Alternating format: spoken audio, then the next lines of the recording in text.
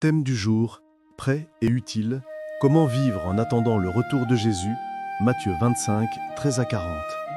Frères et sœurs, et vous dont le cœur est parfois inquiet des défis du monde, ou qui vous demandez comment vivre une vie qui honore réellement Dieu, que la sagesse et la clarté de la parole de Jésus vous éclairent aujourd'hui.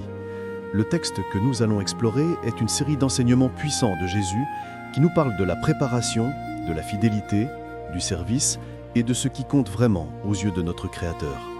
Nous allons plonger dans Matthieu 25, des versets 13 à 40, qui contiennent deux paraboles essentielles, celle des talents et celle des brebis et des boucs.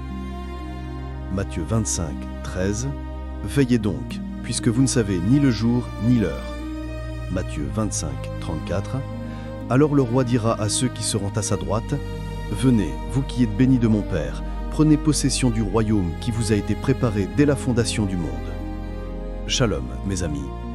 Matthieu 25 est un chapitre crucial dans l'enseignement de Jésus sur la fin des temps et la vie chrétienne.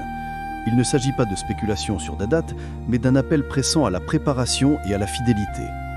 Partie 1. La parabole des talents. Matthieu 25, 14 à 30.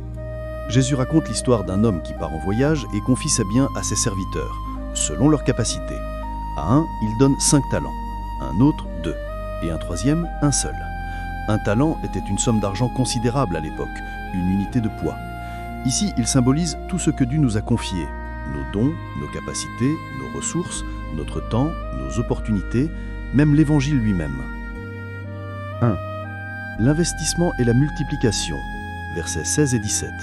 Les 2 premiers serviteurs ont immédiatement investi ce qu'ils avaient reçu. Celui qui avait 5 talents en a gagné 5 de plus, celui qui en avait 2 en a gagné 2 de plus. Leur maître les a trouvés fidèles et productifs. Application. Dieu nous a tous donné quelque chose. Il ne s'attend pas à ce que nous ayons les mêmes dons ou les mêmes capacités, mais il s'attend à ce que nous utilisions ce qu'il nous a donné. Nous ne sommes pas appelés à comparer nos talents avec ceux des autres, mais à être fidèles avec ce que nous avons reçu. Êtes-vous en train d'investir vos dons pour le royaume de Dieu? Votre temps, votre argent, votre influence? 2. Le serviteur peureux et stérile. Verset 18. Le troisième serviteur, lui, a eu peur. Il est allé creuser la terre et y cacher l'argent de son maître. Il n'a rien risqué, rien investi. Il a gardé son talent en sécurité, mais il n'a produit aucun fruit. Application. La peur est un ennemi redoutable de la fidélité. La peur d'échouer, la peur du jugement, la peur de manquer. Mais Jésus n'a pas loué la sécurité stérile. Il attend de nous une prise de risque, une initiative, une utilisation de nos talents pour sa gloire. Quel talent êtes-vous en train d'enterrer par peur? 3. Le jugement du maître, versets 19 à 30. Au retour du maître, les 2 premiers serviteurs sont loués. C'est bien, bon et fidèle serviteur. Tu as été fidèle en peu de choses. Je te confierai beaucoup. Entre dans la joie de ton maître. Mais le troisième est qualifié de méchant et paresseux, et son talent lui est retiré. Application. La fidélité n'est pas jugée sur la quantité absolue, mais sur la proportion et l'effort. Être fidèle en peu de choses est ce qui compte. La parabole se termine par un avertissement sévère. La stérilité conduit à la perte et à la condamnation.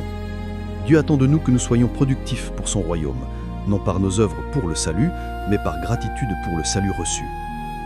Partie 2. La parabole des brebis et des boucs. Matthieu 25, 31-40. Cette parabole nous transporte à la scène du jugement final. Le Fils de l'homme viendra dans sa gloire et toutes les nations seront assemblées devant lui.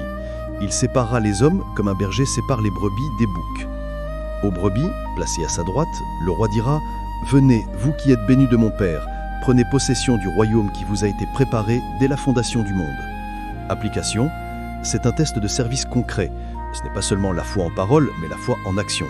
Les brebis sont celles qui ont manifesté l'amour de Dieu à travers des actes de compassion envers les plus vulnérables. 2. La surprenante question. Ce qui est fascinant, c'est la réponse des brebis. « Seigneur, quand avons-nous vu avoir faim et t'avons-nous donné de manger ?» Elles n'ont pas agi pour être vues, ni pour accumuler des mérites.